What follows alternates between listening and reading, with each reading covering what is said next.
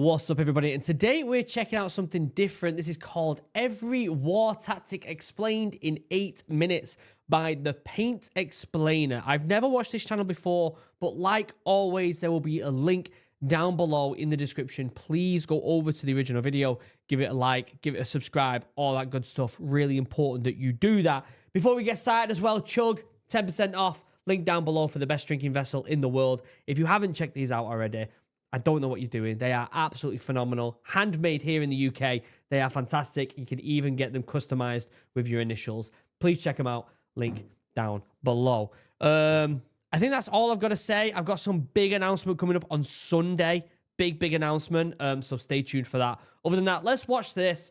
Look at all these different tactics. Isn't that crazy? Also, oh, never mind. It's my other screen. There was a line on the screen. I was like, what? Have I broke a screen? All right, we've got all these different tactics, and apparently he's going to talk about all of them within 8 minutes. Holy crap. Sniper trap. The sniper intentionally shoots to wound instead of killing an enemy combatant. Classic. With the end goal of drawing more enemy units into the field of fire so the sniper can fire on them as they provide aid. Salvo. Yep. Oh, wow, it's going through them quick. If you want a good example of the sniper trap, watch Saving Private Ryan. Whoo! Technique's goal is to surprise the enemy and defeat him as quickly as possible to avoid his response. It's done by shooting the first shot with every cannon at the same time. Yeah. And it's particularly good in water combat between ships because it also helps with setting the firing range since multiple splashes are more visible than a single one. It was mostly practiced during World War I and World War II since cruise missiles are now more commonly used. That's an interesting one. I've never heard of that one before, salvo. And it makes sense because obviously I was in the Royal Marines. I wasn't in the Navy. Although the Royal Marines are part of the Navy. We won't get into it. But I haven't done that before. Down position. The tank would have to get on the back slope of a hill or use covers to expose as little of it as possible. This would make it possible for the barrel to be the only part visible to the enemy. It is still used in modern times, but it does have some cons. This technique is not fit for every terrain type, especially planes. The tanks have to have a great enough negative elevation, and they have to remain in the same position to not expose themselves. If the tank wants to go from defense to attack, it'd have a bad position as it would be looking upwards and exposing its underpart, which is usually the most vulnerable part. I'm wondering if any of that hold down position technique has been used in Ukraine right now. We're obviously watching a lot of footage with tanks and stuff, which we've watched some footage on this channel, although it's mostly with drones destroying tanks. It does make you wonder if they're using that hold down position. My presumption is there probably is, although the terrain that you see in, it seems to be a lot of fields, right? A lot of domesticated fields. So you could almost use that style of sneaky beaky tanking with hedgerows and stuff like that, although you're not going to have the same cover as you would if you were on a hill. Still very interesting. Barrage. This technique consists in a gradual advance of artillery fire in order to provide cover for the infantry pushing forward towards the enemy trenches. It's better than using artillery directly on trenches, since most of the time they were resistant to it, defenders could easily be replaced, and barbed wires were left unharmed. However, it's pretty dangerous, as it needs coordination between infantry and artillery to avoid explosions too close to the infantry. Blitzkrieg. Yeah, for creep and barrage, there must be quite a significant amount of blue on blue for something like that. That's not something I would like. I think, yes, it would be used as a last resort, but for the most part, you're going to do flanks and fake flanks to do that same type of tactic where it's getting a bunch of rounds down to get people's heads down while you advance forward. I think there's better methods than using artillery. This technique was famously used by the Germans during World War II, and it consists of a rapid, overwhelming, and dense force concentration in an arrow shape, with mechanized and motorized infantry and armored at the top, with the intent of not attacking the actual front line, but breaking through it. They also used artillery and close air support. One of the biggest pros of this technique is that it unbalances the enemy by continuously changing front lines. Watched a video on the blitzkrieg by the fat electrician. He said that it was actually that technique was actually founded by a British soldier, to which the Brits were just like, we're not going to do that. It's ridiculous. It's not going to work. And then the Germans did it. So there you go. Foxholes. It's a hole where two infantry are positioned to cover and stay when enemies are too near, thanks to camouflage applied to the opening. This technique is said to have been originally created to combat blitzkrieg. There were some variations of this. For example, Germans had turrets on them, and the Japanese were better concealed thanks to the limited space, which permitted only one infantry unit to get into it, making it more effective for ambushes than cover. Recon by... Yeah, they're all... I would consider that more towards the guerrilla warfare style, but still a very effective technique. I never really saw that in training for the Royal Marines. A lot of the stuff we were doing like that were more recce's, and if we had to get the rounds down when we were in a recce, it's a last resort thing, right? Like it's literally the last bit of thing you have to do to get yourself out of there. Firing on likely enemy positions to see if they react, with the goal of confirming their position or absence. Single envelopment. Yeah, that's a simple method of just using yourself, but you have to... So there's a couple things there. Firstly, you're giving your position away, which is a thing you don't really want to do. But secondly, there's other modes to recce things, right? Or having an OP and sitting there for a long period of time, you're gonna inevitably see something move unless they're doing an OP as well. Recon by fire, it's not something we were taught because I think it inevitably does damage to yourself. You know, muzzle flashing, giving away your position, wasting ammo, all of the above. I don't know. One decoy division attacks the front, while another one goes into the enemy's back from the sides and stops his reinforcements, communications, or shoots them from the back. Yeah. Pincer move. The classic flank. That's a classic flank. You also get the fake flank as well, which I was always a big fan of when we were in training. Let me move it back and I'll show you real quick. What will happen is you would send out basically like two fire teams, and one would stop in between. I don't know if you can see my mouse. It would stop in between the flank up here and the main troop here. It would stop here, and that would open fire first. And so all these lads here are like, oh my God, they're trying to make a flank. Little do they know, they've already got lads up here ready to go. So they think the flank's already happened. So their guard's even more down when it comes to your side and the rear position. And there you're able to really do some big damage. Pincer movement. When the enemy does a frontal assault, the central units remain in the center, while the two wings move outside and go into the enemy's side, making him fight the battle on two fronts and eventually encircling him. Oblique order. This is another flank tactic, where one part of the army focuses on one side, while the other slowly moves in an oblique way to break through the enemy line thanks to force concentration. Feign. Let's go back to that one, because there's more to that one. There's actually more to that one. I've seen it where, because there's more here, they're able to outmaneuver this part up here. And as they move back here with this oblique order, it brings the enemy around to the other side, letting your allied forces engulf them. I've seen this in this is more like medieval warfare style when it comes to moving troops around in certain instances there. Obviously, it can be done with traditional fire squads, but you've got to have this is going to be a large battle for something like this to happen. Feigned retreat. Pretending to retreat to draw in the enemy in a vulnerable position. It frequently turns into a real retreat because undisciplined troops are likely to lose coherence and retreat for real. Inverted wedge. You can use that type of thing for many different ways, this feigned retreat. There is a really good one that isn't necessarily a retreat, but it's more to do with if you're being followed, and you do this every single time. If you're coming back from some sort of recce, or if you're coming back from a patrol or whatever, before you get to your camp, what you'll do is if you're walking down a path, you'll just kind of like jump down into the ditch and sit and watch the path for a little bit. Give yourself like 35, 40 minutes, maybe even an hour. And if nothing comes, then you get back out and go back into your area, your base, your wherever you're stationed, right? And it's just to keep an eye and see if anyone's been following you. Great way. And again, I'm saying that as kind of like a feigned retreat, because you're not retreating, but you're patrolling, aren't you? But it's a way to check if anyone's coming after you. The weak center retreats slowly under the pressure of the enemies, while the wings push forward to try to encircle the enemy. Great responsibility is placed on the wings here. Crossing the T.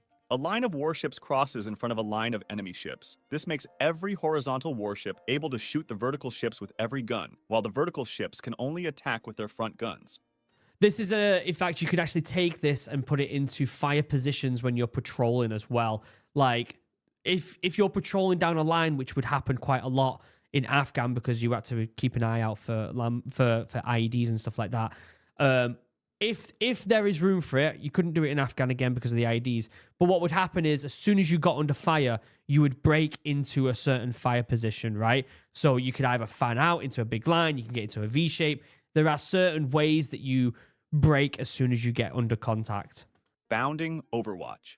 It's an alternating movement tactic that helps units go forward when they are under fire. This splits the team into two parts, one that provides overwatch and one that maneuvers. Yeah. When the moving part of the team gets to its destination, they stop and start using suppressive fire to cover the other part, which starts moving and so on. Ambush. Yeah. It's a surprise attack made by hidden units that wait for favorable positions or conditions to start attacking. More guerrilla warfare. Skirmishers are troops placed in front of the main body of units that stay in a very spread out line and harass the enemy by engaging in small and sporadic combat to delay their movement, disrupt their attack, or weaken their morale. Yeah. Trench raiding. Mainly used in World War I, it consisted of making... Tell you what, every time I think about trench warfare, it just seems like the worst type you could possibly put yourself in, doesn't it? Sounds like an absolute nightmare in my opinion. Small-scale nighttime surprise attacks on enemy trenches. They usually creeped up slowly on the sentries guarding a small sector of the trench line, killed them as quietly as possible, and threw grenades into the dugouts where the enemies would sleep. This was also where shotguns really came into play with trench warfare. This is all World War I and II stuff. This also used to capture or disable high-value equipment, gather intelligence by seizing documents, etc. The returning raiders risked friendly fire, so they usually had a password system to identify themselves. Yeah. Swarming. In fact, the password idea actually is in a lot of things. It's not just the trench warfare. Every time you go out on a patrol, there's a new password being made that you got to keep. You got to listen to. This tactic is used to overwhelm a main target's defenses by attacking with multiple autonomous units. It's mainly used in asymmetric warfare, where one side has much less capacity or size, and it confuses the enemy thanks to irregular attacks, which usually happen from multiple positions. The problem with this one is you've got to be careful with blue and blue. If you send this left flank over too much and the right flank's shooting right across them, you can get blue on blue. So often when stuff like this, when these tactics happen, just like with any sort of flank, one of the sides has to kind of wait a little bit. They have to stop themselves from going too much so there is a V shape, so you're not going to get blue on blue. And then the flanks that really go up there have to be well aware of where your friendly positions are. Flying wedge. It's a body of units that moves forward in a triangular formation. It was more commonly used in ancient times when melee combat was the main focus, but it's still used now thanks to the great situational awareness and visibility it provides. It's also often used by police riot squads. Defeat in detail. It's most useful against a more numerous enemy, and it consists of dividing your force into smaller parts, which makes the enemy divide his forces as well, and then bringing a large portion of your force to fight against small enemy units in sequence, rather than in one large combat against the bulk of the enemy's divisions all at once. Yeah, that's just another way that people have tried their hardest to defeat an opponent when they've got more people. Again, that's more medieval stuff, that, isn't it, really? Air interdiction. Bombing strategic points, which don't pose an immediate threat but change the course of the war. A distinction must be made between tactical and strategic air interdiction. Tactical air interdiction is meant to affect events rapidly or immediately, for example, by bombing supplies en route to the active battle area. Strategic air interdiction focuses on longer-term benefits and usually targets bridges, streets, etc. Yeah, there was a lot of big battles with bridges and stuff like that during World War I and II as well. There's a lot of history with that there, a lot of it. This is different from strategic bombing, which is unrelated to ground operations. Yeah. Siege. Surrounding an enemy city or fortress Classic in order siege. to block its supplies and escaping enemy troops with the goal of forcing them to surrender because of low supplies or attacking them with a well-prepared assault. Yeah, a lot of people don't know that a lot of medieval combat ended up with just people being like, well, there's nothing we can do, so let's just give up. Like, if you were stuck in a castle and they were surrounding you, it was literally a game of who's going to starve first. When the soldiers build a line of fortifications around a besieged city, it's called a contravallation. When they build a second line of fortifications facing away from the enemy's fort to protect themselves from the fort's allies, it's called a circumvallation. Oh, didn't know that. Open streets are very risky for infantry units since they sometimes don't provide sufficient cover, so they blast through walls to get into nearby rooms or buildings. Air assault. Yeah. Using aircraft, such as helicopters, to get infantry behind the enemy lines and attack them from behind. It's the new vertical version of the other envelopment tactics. Tank descent. Yeah, I mean, that's what the paras are for. That is literally what the paras were made to do. It consists of infantry units sitting on top of a tank and dismounting to fight on foot only in the final phase of the assault. They don't just use the tank as a transportation method. Use it they for protect cover. it against anti-tank weapons. Yeah, and it's for cover and stuff like that. That's also basic stuff, isn't it, really? Shoot and scoot. It's the artillery tactic of shooting at a target and immediately moving from the firing position to avoid counterattacks. Okay, so that actually isn't just for machinery. We get taught that as boots on the ground. A lot of people don't see it, and you don't see it in movies. You don't see a lot of troops doing it, but it's good standard SOPs. If you're lay on the ground, you've got your gun, you're getting the rounds down, you send a burst of rounds, and then you move 2 or 3 feet to the left and right, and you keep doing it. Couple rounds, move. Couple rounds, move. It's such a basic tactic that just prevents an enemy from seeing your muzzle flash and shooting you. It's Bobby Basics, but sometimes a lot of lads forget the Bobby Basics. So yeah, this is great. Shoot and scoot, but it's also done with boots on the ground. Marching fire. It's a form of suppressive fire where a group of walking infantry units keep firing to make the enemy hide behind cover, often with the final goal of getting closer to him and engaging in close combat. That's good as long as you've got the ammo to do it. Center peel. It's a retreat technique used in modern-day infantry, often when small groups of infantry need to get away from a bigger enemy force. Yeah. It's kind of similar to the bounding Overwatch technique. Defense. Yeah, you'll see that was quite a big thing that we got taught in the Royal Marines, and it's very significant when it comes to fighting in places where there are IEDs, because what happens is you check the floor to see if there's any IEDs, and so you've got a very narrow path to get the hell back if you come under fire. And so doing a classic peel, it does multiple things. It's pulling lads back tactically with suppressive fire. It's preventing lack of ammunition because everyone's taking their turn to fire. It's stopping you from having to spread out to prevent yourself from getting blown up by an IED. It's a very good tactic. Depth. This strategy seeks to delay rather than prevent the advance of an attacker, relying on the tendency of an attack to lose momentum over a period of time or as it covers a larger area. Once the attacker is forced to spread out to cover a larger area, the defenders can counterattack, having to fight against smaller separated units.